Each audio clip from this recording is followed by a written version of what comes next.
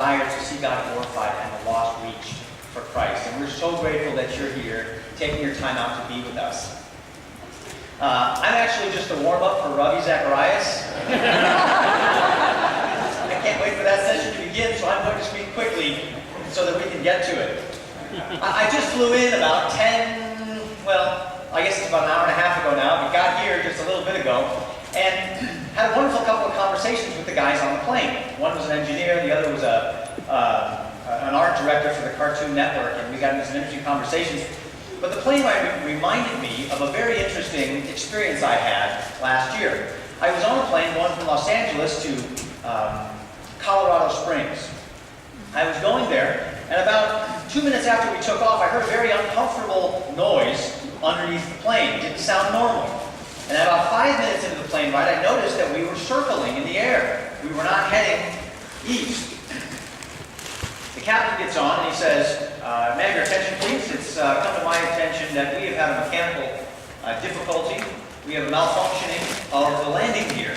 And so we are not going to be going to Colorado Springs today. We are heading back to Los Angeles." And apparently what had happened was the landing gear failed to lock in the upright position, which also meant that it could possibly fail to lock in the down position, which is an important function of landing gear when you're coming in at that speed.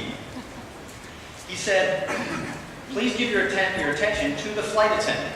Flight attendant stands up and she says, "We are now in a situation where we need to prepare for an emergency landing. Please take out the emergency crash landing card in the front of you, in the back of the seat in front of you. There are 4 emergency landing positions on the back page. Please look at those now and begin practicing the one that's most comfortable for you." This is on a real plane. And I'm looking at these and I'm thinking this and this, and I'm practicing all my positions. I settled on this one.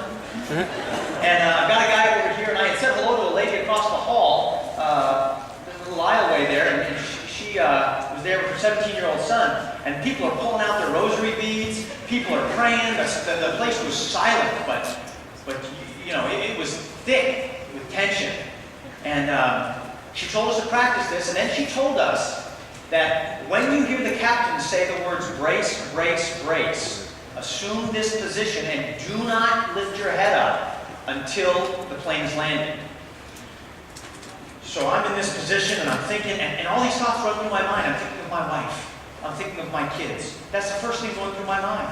Lord, take care of my wife. Lord, take care of my kids. I've not finished the job that I have to do. Please, Lord, I've wanted to be faithful to you. I want to come see you. And then my mind immediately went to the lost people on the plane and thinking to myself, if ever there was a time to witness to people, now is it. Besides, if I didn't, what would Mark Cahill and Ray Comfort think of me? And so I immediately turned to the lady next to me who I had spoken to earlier, and I said, "Ma'am," I said, "I know we don't really know each other, but I have a question for you.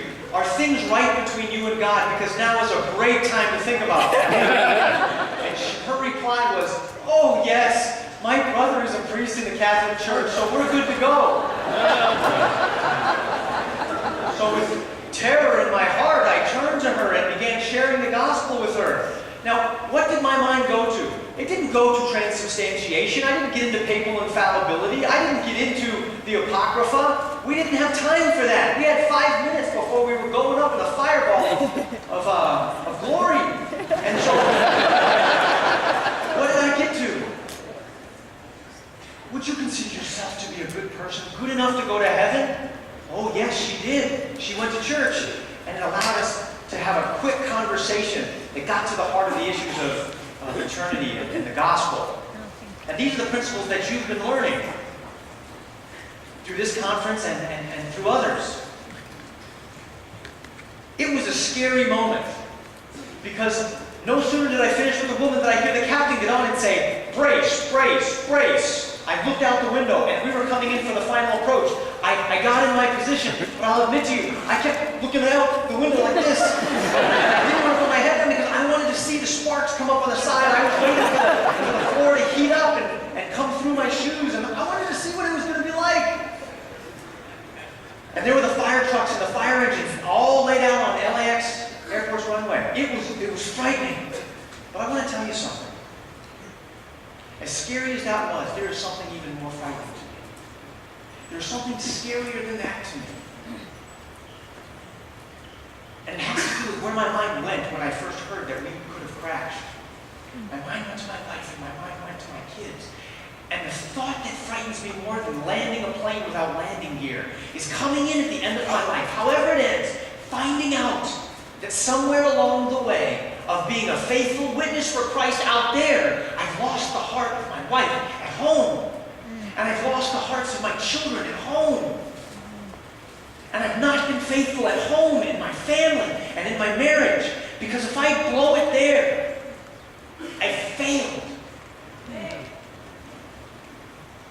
If I'm so concentrating on winning the world and lose my own children, what good have I done? What good of a witness am I?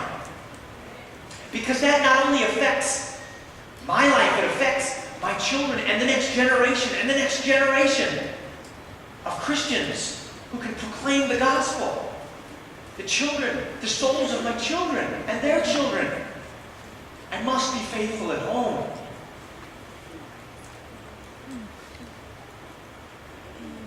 And you know, all of life is challenging. It's not just those final moments. It's the whole thing. It's when you first come to Christ. It's your faithfulness. It's your diligence in studying the Word and reaching out to people, in loving your wife, in training your children.